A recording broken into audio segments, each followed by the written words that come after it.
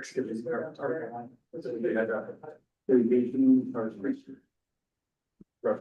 Yes.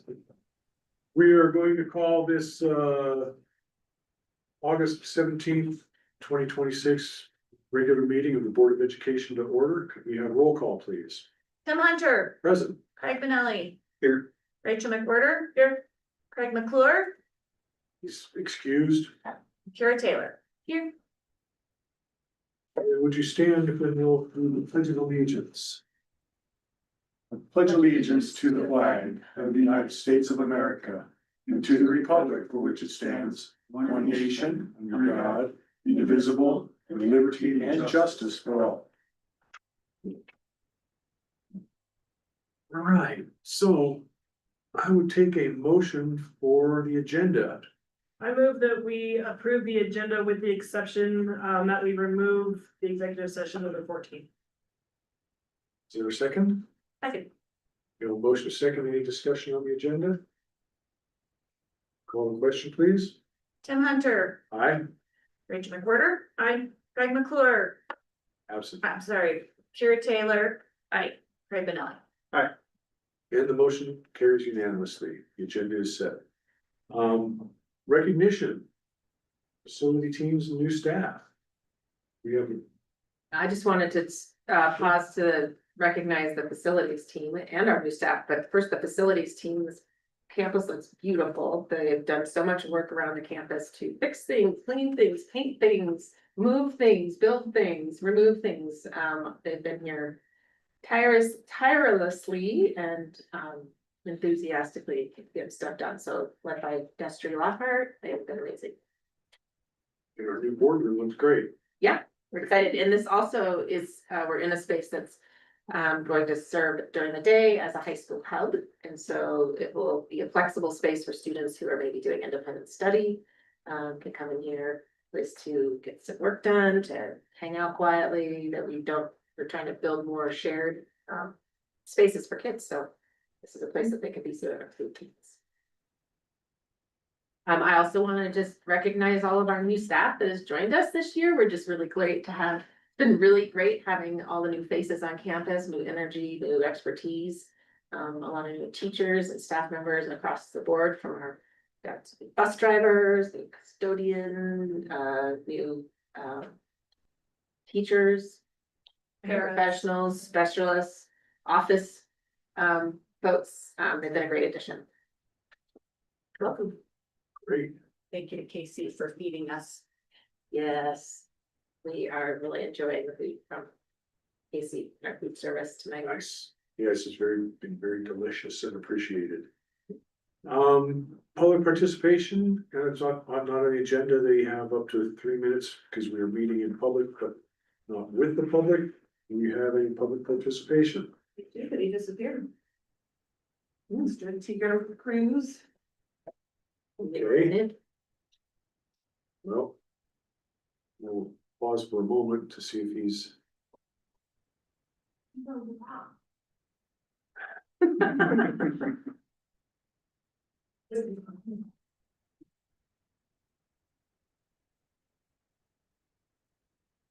want to talk about GKA? JK, yeah, just a comment on SROs. And I saw there was a piece in there about SROs and JKAs, but we don't have an SRO, but we have a police officer on campus. And where that in between falls in the policy, something needs to be added for that in the policy. Just bringing up the awareness, even with our SRO, I don't know if that piece of the policy was ever communicated to our SROs.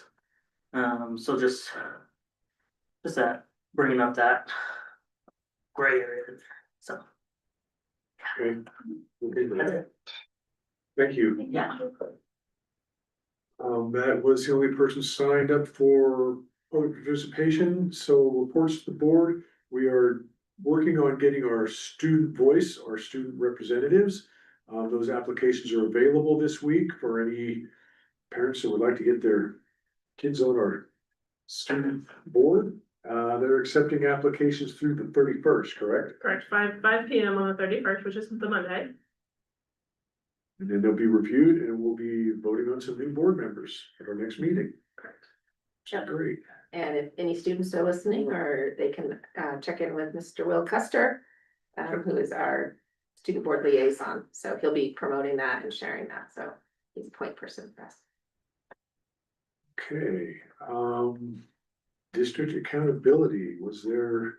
Well, I just wanted to put in here that the district accountability meeting, committee met back in June and finalized their schedule for the, 2026-27 school year. And so I put the meetings in here, and those will be getting put up on the website calendar, that anyone is welcome to come and be a part of the accountability meeting. Committee, you can come one time or you can come all the time. It's a great place where a lot of what happens in the schools and what happens at the school board meeting is an incubation for ideas and input. 5:30 unless otherwise posted, dinner and childcare, and it's usually the second Tuesday of the month. And our first meeting is September 8th. And where are they holding that? I think we'll hold it here. Here in the board? It's a good spot to do that, and Sarah Rank, I think, is still willing to take it down. She does a great job, but she's got, we had great turnout last year and have a nice group of people that are kind of holding that down, but all voices are welcome. Great, it's a really important committee. Yeah. And it'd be great to have a lot of people involved. Yeah. They'll probably be setting they've got some things that they'll be setting in the agenda, so kind of some of the topics that have come up as important to the community to work. And we've lost one of our participants now, so we'll get them in. We're getting used to our new board spaces. So after the 8th, everybody's welcome to come on the 8th, but after the 8th, you'll probably see more details in the invites on the website calendar of what those are, and they'll report out and make us matters as well. Okay. We have an LRAC report. I mean, I know a little bit, there's some. Because they're not in, legislation is not in We're not session. in session, but there's a couple little things to keep an eye on and things on the national level. Just a reminder that, we know at least that Proposition NN will be on the November ballot, which relates to education funding. That's the one, that's kind of, related to Tabor. So keep an eye out for that in your blue book for folks who are gonna be voting this November, hopefully all of you. It will give you some of the information from both sides on that particular ballot item. And then, let's see, just on the federal level, obviously they're also in summer recess right now, but they did pass a continuing resolution to fund the government through December 11th in the Senate, which would maintain fiscal year 2026 funding levels, which is just would apply to education funding as well. Which would preserve funding for things like Title I and IDEA as well. But that still hasn't passed the House, so that negotiation is gonna happen in September. And then we're still having to look towards the fiscal year 2027 debate, which the House has proposed some significant education cuts, but that's probably not gonna be bipartisan support, so it's there's just gonna be a lot of negotiations around that as well for 2027. There's also a new bipartisan READ Act companion bill introduced in the House, which would strengthen federal support for evidence-based literacy instruction aligned with the science of reading, including support for state implementation, prioritizing funding for the lowest performing states, improving teacher preparation and professional development, expanding early literacy screening and prevention, and strengthening literacy research. So it should be that particular act should be considered later this year. And that's all I've got for you. All right. Thank you. Any questions for Karen? I'm sure we'll be getting more updates as the legislative session ensues. It'll be a little bit more exciting. Has BOCES had a meeting lately? We did, we just had one. Our first meeting just happened Wednesday, so that was good. We basically had a big work session. In that we looked at our strategic plan goals and the executive director goals. That way we're gonna come back this was kind of the first think about, so we're gonna come back to those in September.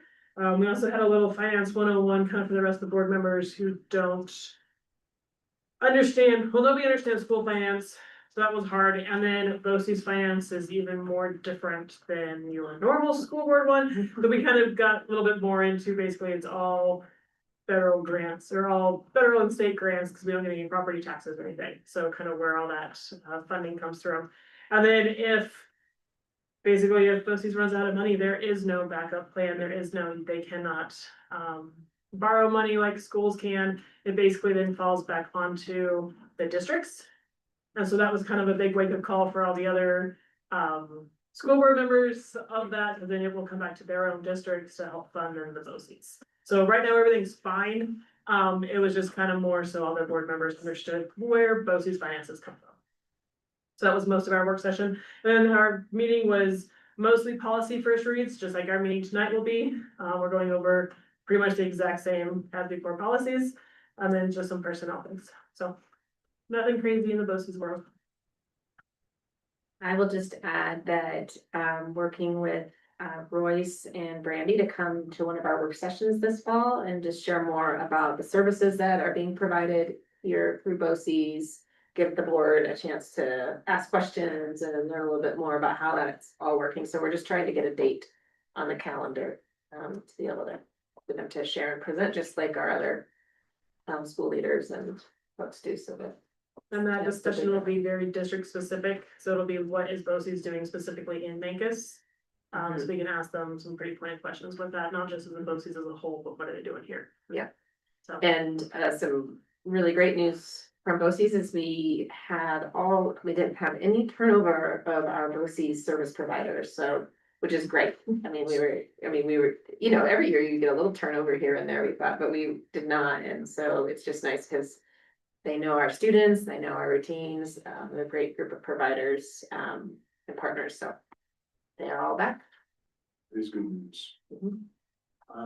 Okay, any questions for Rachel? Pretty straightforward, thank you.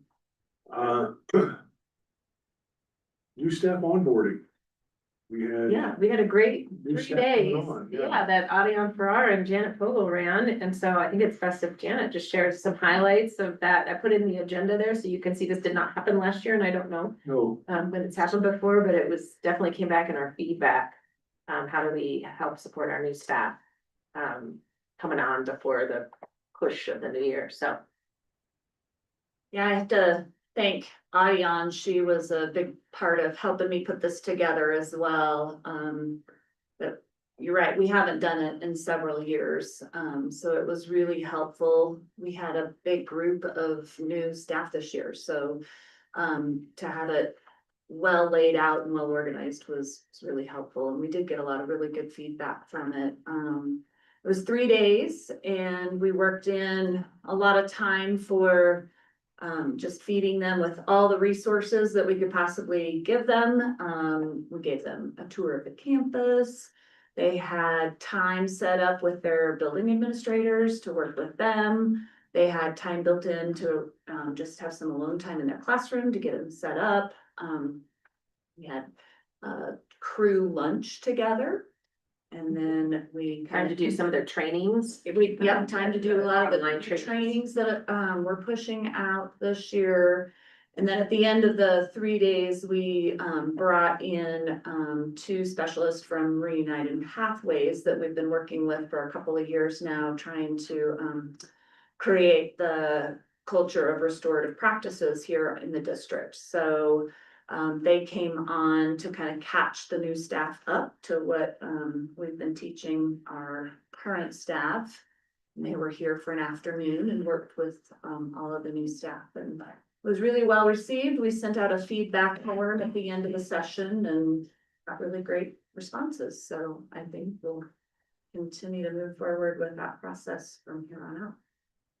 Yeah, I think it was definitely worth the time and the effort. One thing last year when we were doing a lot of the melody work and, you know, really excited to be able to raise staff pay, but also what we heard in a lot of the feedback and commentary was, well, it's not just the pay. We know that being able to bring people on and start them really strong in a network of support where they feel like they get their questions answered. It doesn't feel so stressful. It's helping them start their careers here on the right foot. And also it helps their team members too, because if they're jumping onto a team and they've already had a lot of that nurturing and kind of questions answered, then it's a lot easier for the team to get started and continue to support our new staff. We know our team members, every team supports their new staff differently, but just glad it happened. All right. I guess we'll move on to the superintendent's report. Yes, this was a lot of reporting, I feel like, when I was putting this together, so. But you know, it's the start of a new year and there's a lot of really exciting things happening and underway, so I'll just try to hit some highlights and then maybe give it an opportunity if there's any questions about these to expand on, but nothing brand new that we didn't talk about in the spring. So a lot of and then you know, we've got this input, we've got this feedback, and so then we're gonna start that in the fall. And I think most of our big work has really been around the healthy community goals of building that connected community. And so we've launched the crew structure and culture. So really taking what's really great about Mancos already, the way people describe Mancos, and just giving it a little bit more structure and tangible things to do with it, so that every student every day is getting that they're getting a welcoming environment, they're getting a chance to connect, and that they're getting support and building those skills around working with each other and building a community and reflecting on their academic progress. So that started. And so you can see a little bit about that, but most importantly not most importantly, but something to add that not everybody knows is that staff does crew too. So we have our staff crew, and so we follow some of those same structures and practices in that reflective way. And then to complement that is the launching of the Blue Jay Way, just a renewal of the habits and of character and learning that can help guide all of our learners every day, including our youngest learners. It connects to the portrait of a graduate competencies, and we're working on a visual to show how this shows, and that really the Blue Jay Way leads to the portrait of a graduate competencies, and we've seen how some other districts have done that, so that as they're building using that curiosity, the portrait of a graduate competencies has that like mastery of skills. And so that still exists and will be a part of what they're doing, so that it's not necessarily they're not going away. It's just being able to build the habits towards the competencies. And so you'll start seeing those show up in a lot of different ways, but you can already hear it in the language of I think it was an elementary teacher that was just saying, use the Blue Jay Way, use the Blue Jay Way. And so a way to help students think about who they are in the community and who they are for themselves, but their integrity, perseverance, dignity, curiosity, and leadership. Those came from all of the input from the community last spring. That'll keep coming out in different ways, so it's not something that happens overnight. We had about a week and a half with crew, with our staff crew coming together. So a lot of things happening, building those relationships across the district, which was a big goal last year for the district, and that would continue to do that, building that cross-district connections, not just around the work, but also just around who we are in this community together as humans. And so a lot of fun things were happening, and really great discussions about how to start the new year together. And we heard from our school leaders in the work session about the different way we were welcoming families with intention, just kind of turning the dial up on being a little more intentional about bringing students and families in. And one thing they didn't highlight was some of the welcome assemblies that have happened at middle and high school already on Thursday and Friday, with information and fun to start the new year together, building that student community. Which also I've highlighted here is that one thing over the summer, and that we'll continue to work on with our high schools, is really upgrading and renewing some spaces for our high school students. Something that we discussed a lot just internally And some things, you know, coming in new that I noticed last year was really a lack of gathering spaces for our high school students that really felt like their space. And so we've added some outside eating spaces. This room will serve as a quiet, hangout high school hub space. And then we're looking at kind of how the outdoor spaces can keep kids on campus, so that they don't need to leave campus, during the off periods, and just a place to be high schoolers. And, it's a really important part of the developmental stage, that they can feel that. To complement, which is in the middle school, like the Blue Jay space, and they have that, middle school has a really hub feeling, and so doing that for our high schoolers, and we've gotten good feedback already about that. Our engaging learning goal, creating learning environments that are rich with challenging student-led experiences. Our math curriculum is off and running with our 6th to 12th grade, and all of the teachers have been participating in professional development, taking time over the summer to do that, and jumping in right away collaboratively with the support of Adian, our curriculum coordinator. So that's underway. So any folks who have middle and high school students will start to see that coming out. And we also are excited this year to be partnering with Catalyst for Educational Change. We were able to get a pretty sizable grant from the CDE as a way to work on what we're doing here and really bringing that to life consistently across the district in the classroom. So last year we worked on that instructional model, really building kind of a consistent approach across the district of what happens in the classroom every day for students, articulated by teachers and by the community. And then so with John Dambeck, who came in from Catalyst, they really worked out, you know, digging into that and talking about that and planning for that. So things around belonging, collaboration, independence, agency. And he'll be back 8 days this year. So he's going to come back and work with teachers, get into the classrooms. And it's really about getting better at what we're working on doing together, not coming in, it's not a new program. It's none of that. It's just, he's here to help us bring that to life. And then a lot of professional development this last few weeks, our new staff onboarding. We had a really successful day, which we want to continue as staff-led sessions. Liza leading about multilingual leaders and depth and complexity, you know, increasing that. Alice hosting Google sessions. Keith hosting sessions on some of the tools we use to help teachers manage the technology in the classroom. So Go Guardian is a program that teachers use to help monitor what students are doing on their laptops. Molly Ender to help with all of our crew curriculum. Our ESS team taking time to do a lot of trainings with our BOCEs. All of our school leaders, we headed up to Breckenridge for a convention there. And Janet has done a really great job of using our vector system, training systems, vector solutions, which allows us to assign training across the district on everything from communication to mandatory reporting. All of our coaches are using it to help them, you know, things like establishing boundaries and all the things that we want to make sure all of our employees get chances to learn about and refresh on. So that's actually, I think we've really it's been expanded what we have access to, right, Janet, the vectors, so that there's really some really good stuff in there. Yeah, this year we expanded from this small little bit of library that we're allowed through our insurance company, and then we now subscribe to the full library of the trainings, which really opened up a ton of new trainings for every department. It covers food service, it covers custodians, transportation, slips, trips and falls, lots of safety stuff. So it's going to be really helpful for anything that could possibly come up. Yeah.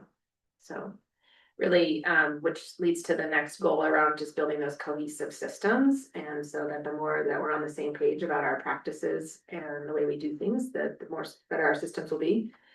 So that are working on continuing to build open, aligned, and sustainable systems.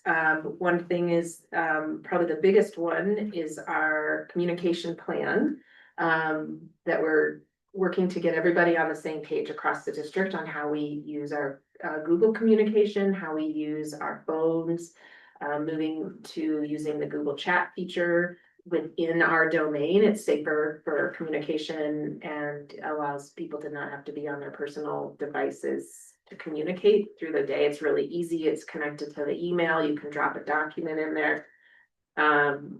So that's important. The other one is that around using the Google Calendar, just trying to reduce the number of repetitive emails or check-ins and just make a really complicated work environment, complicated work environment of a school system a little easier to navigate day to day as an employee. So we're all on the same page, which we'll continue to work on.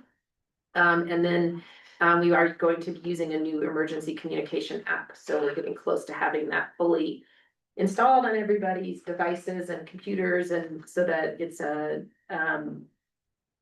alert notification that allows, that kind of bypasses, you know, we use radios for communication, but that is more for urgent. The E3 app is for emergency communication, so right away you can, you know, say, you know, it's an evacuation, the teachers check in, say where they are, they use the map, the rosters are on the phone. I know Cortez and other surrounding districts are using it. So we're excited about that, just in terms of being able to have efficient and safe communication. It'll be hooked up with our emergency responders as well, so we're just getting that all installed. Yeah. E3 is a good system. Yeah. It works really well. Yeah. In fact, I was back in the training in Pennsylvania last spring, and my E3 went off for something that was going on at school. Yeah. It reached all the way across the country to alert me as a teacher there. Yep. Yeah, we got great reviews when we did the research on it. It's a cost effective. It's not much, it's pretty similar to what we were paying to continue to upgrade our radios. It's allowing our I mean, we still carry the radios, especially our administrative team. But it allows, those were becoming so, the chatter on the radios was causing creating a desensitization. And so once we learned about this, it's gonna be really great to know that if and when there's a drill or emergency, we can have quick, efficient communication and really be able to track. I think that's also where people are. You know, people always say, well, what if there's an evacuation and my kid's in the bathroom? Well, they get scooped up, for example, by, you know, because we check the bathrooms, and or maybe they're in the hallway, so a teacher's gonna scoop them up and take them. They don't wait for your teacher. And then on that app, that teacher can check that student in and say where they are, and the other teacher can see, oh, that child is over across the field with that teacher, and I have it right here. And so, you know, you can imagine on any given day, even when there's a drill, that, you know, they're moving around, you know, and so that's just a pretty quick example of that. So we'll still continue to use our intercoms and our alarms and all of that to alert people as well. So the community has questions about that, we're happy to answer questions. And I think, and today actually was the day where the middle and high schoolers and elementary, they all were checking in their cell phones and smartwatches at the beginning of the day. I actually didn't hear much about it. I'm sure they heard more in the other wings of the building. I did hear one phone going off in a box, and which I took a video of, so we can share that back to students of, you know, turn your phone off. It wasn't very loud.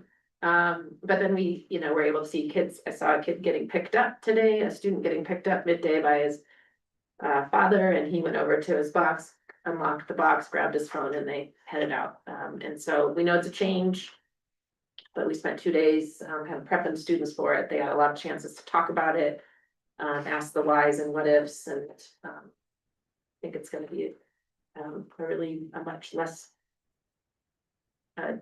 more distraction-free learning environment. So thanks to everybody who's put in the input, and for our students who are navigating that change. We know it's a big change.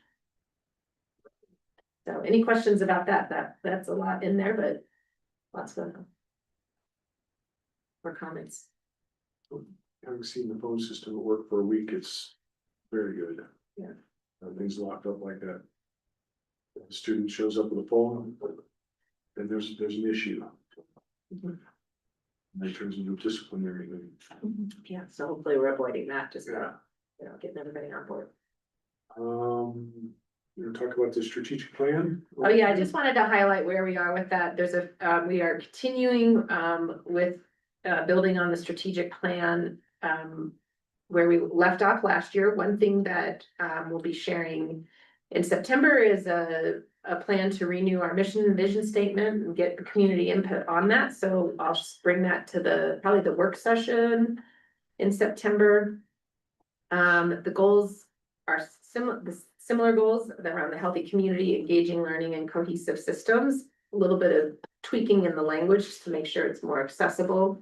But I do want to just add that we named, kind of simplified some language around our healthy community goal. We have lots of sub goals within that targets, lots of targets that different teams and individuals are working on, but really the big idea behind healthy community is how will we accomplish this through building a culture of crew and using the Blue Jay way. So that's kind of the overarching umbrella with lots of specifics that people are working on within that.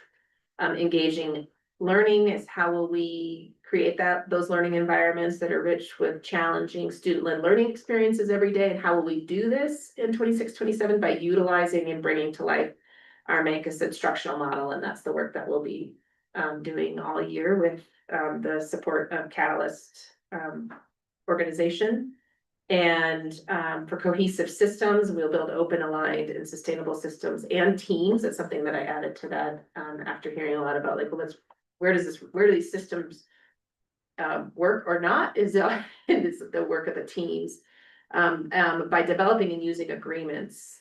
So just that as we work through what we're doing, that we build a set of agreements around that, so we're all on the same page. So this is, for example, in the communication plan, you know, we're gonna all be using the Google Chat, and this is how it works, and then are we in agreement around this and getting feedback and then moving forward. So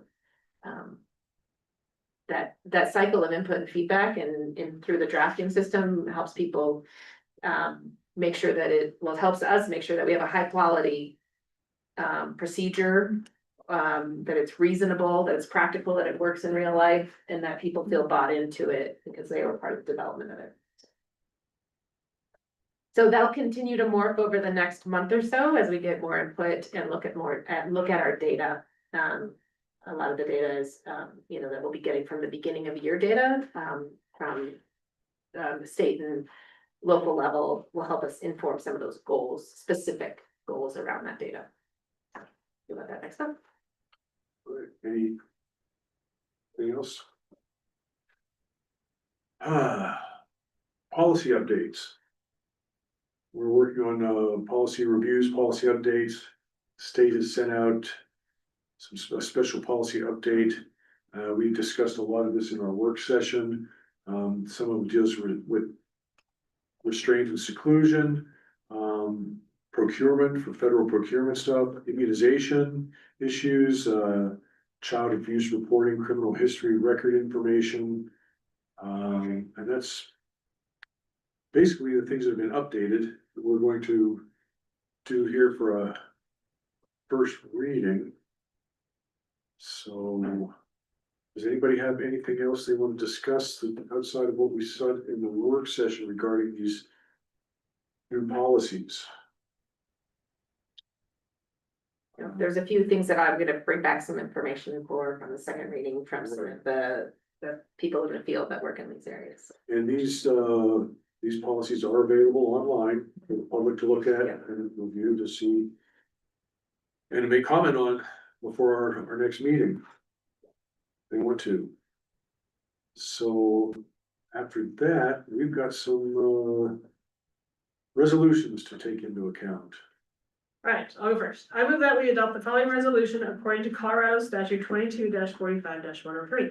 The Board of Education authorizes a fiscal year 27 cap reserve expenditure in the amount of $8,103.20 to Rumsey Hardwood Flooring for screen and recoat of the floor of the Performance Center and the Historic Gym.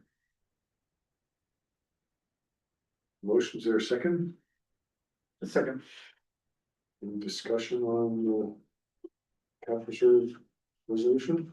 We have to get the gym floors redone, so. Yeah, we have to we do need it. to get the floors redone. We need to pay for it, so there we go. Call for the question, please. Tim Hunter, Aye. Craig Benelli. Aye. Rachel McWhorter. Aye. Kira Taylor. Aye. You're up.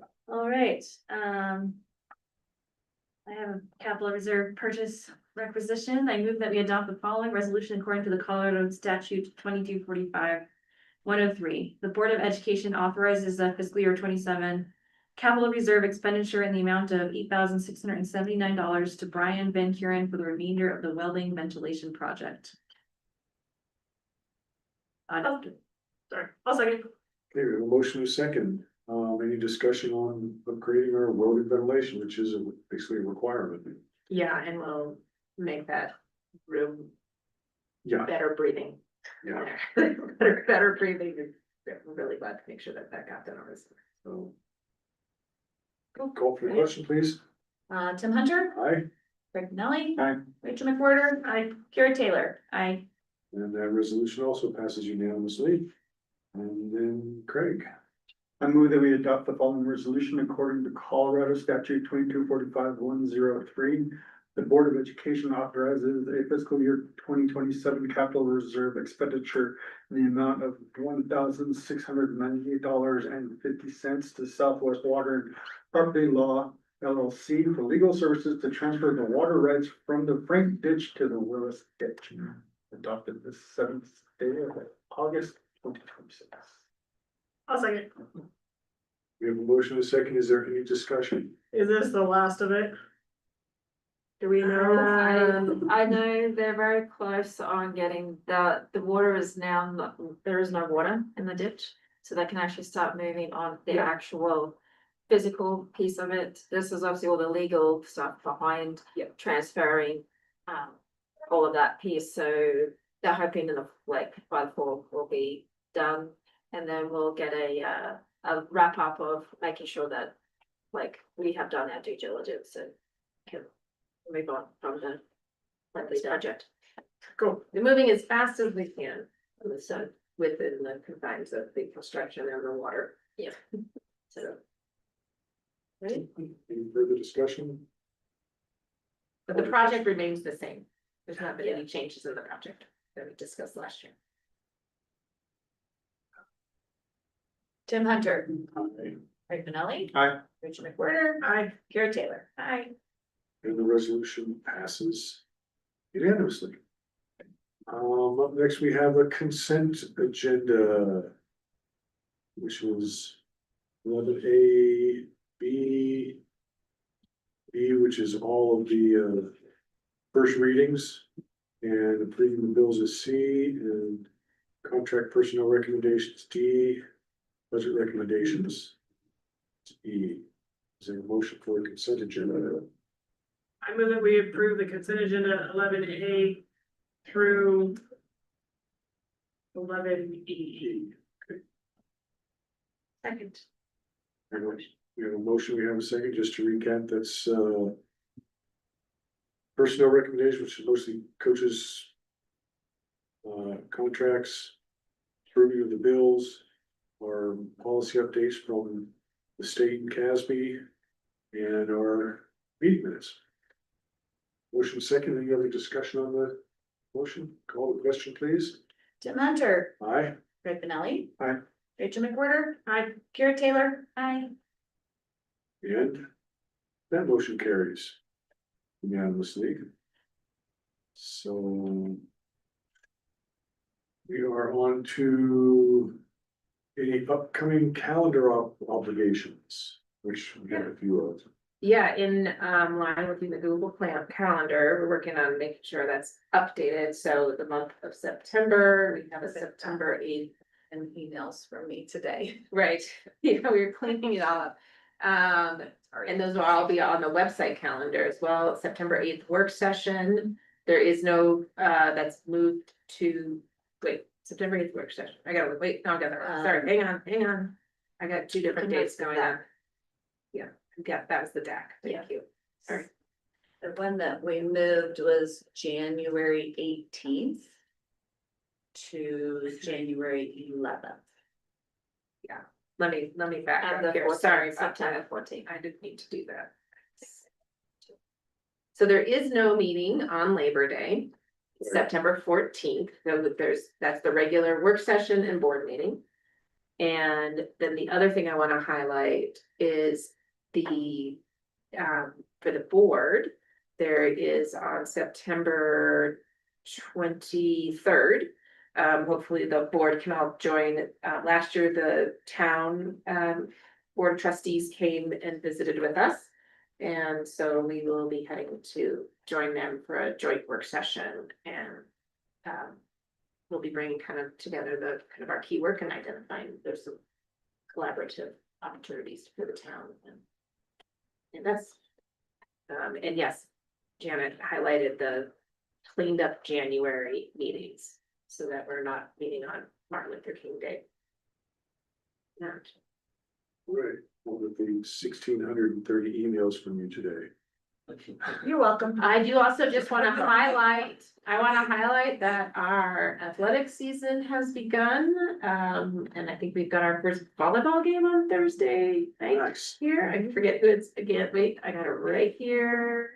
It's against, oh wait, where'd it go? It's like the gal, Vegas volleyball. It's on Thursday. It's on Thursday. Is it Thursday? It's on Thursday. Yeah, Well, it's high on school there. volleyball against me. That's great. High school cross country on Friday. And then high school cross Friday. country. And then middle school cross country on Saturday. Right. And I think, there's an away game. There's lots of things happening. So So- start coming on out to events. One thing we're really trying to do is encourage our community to come to the events just because it's fun. And, bring your kids, get some snacks, cheer on Blue Jays. Yep. And, you know, enjoy some time with the community. Very good. Okay. So. Board debrief, does anyone want to go in the debrief questions or do you want me to do that? I'll do it. Okay, Cool.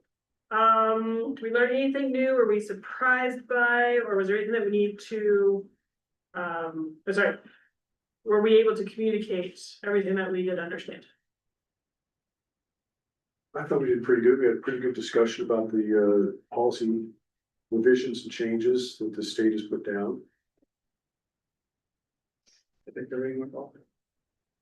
Okay, Oh, do we cross into operations? Are there any decisions made that we need to communicate out? I don't think we crossed into any kind of operations tonight.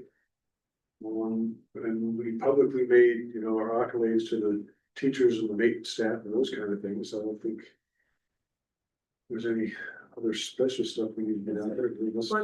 Once we approve, like do a final approval on the policies, we'll need to get that out, but we actually really didn't approve too much tonight. So I Right. don't think we need to send anything out. Yeah.